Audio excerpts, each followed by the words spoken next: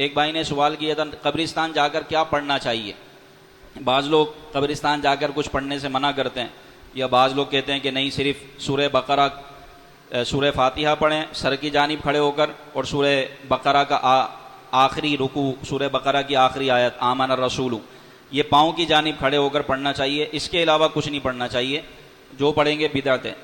اور فاروق اعظم رضی اللہ تعالیٰ عنہ سے یہ روایت موجود ہے کہ آپ سر کی جانب کھڑے ہو کر سورہ فاتحہ پڑھتے، یعنی قبر ہے، قبر کے سرانے آ کر سورہ فاتحہ کی تلاوت کرتے، اور پاؤں کی جانب جا کر سورہ بقرہ کا جو آخری رکوع ہے، آخری 2 آیات آمن الرسول بما انزل الیہ، یہ والی یہ پڑھتے.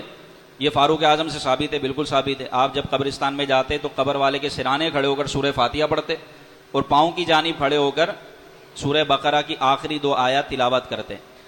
لیکن نبی پاک صلی اللہ علیہ وسلم کی مبارک حیات میں کچھ خاص نہیں کیا گیا قرآن کے حوالے سے. نبی پاک صلی اللہ علیہ وسلم قبرستان جاتے اور دعائیں فرماتے. تو حضور علیہ الصلوۃ والسلام نے آپ کی شریعت میں قبرستان جا کر قرآن پڑھنا خاص نہیں کیا. آپ جو چاہیں پڑھیں ایصال ثواب کی نیت سے، اللہ برکت عطا فرمائے گا. اس میں بعض لوگ یہ کرتے ہیں کہ بھائی کچھ ثابت نہیں ہے تو پڑھنا بدعت ہو گیا. ایسا نہیں ہے، کچھ منع بھی نہیں کیا گیا، بلکہ اجازت دی گئی ہے. جو چاہیں جا کر قرآن پڑھیں، دعائیں کریں قبرستان جا کر قبر والوں کے لیے. بلکہ حدیث پاک میں اس طرح امام سیوطی شرح الصدور میں یہ حدیث پاک لے کر آئے.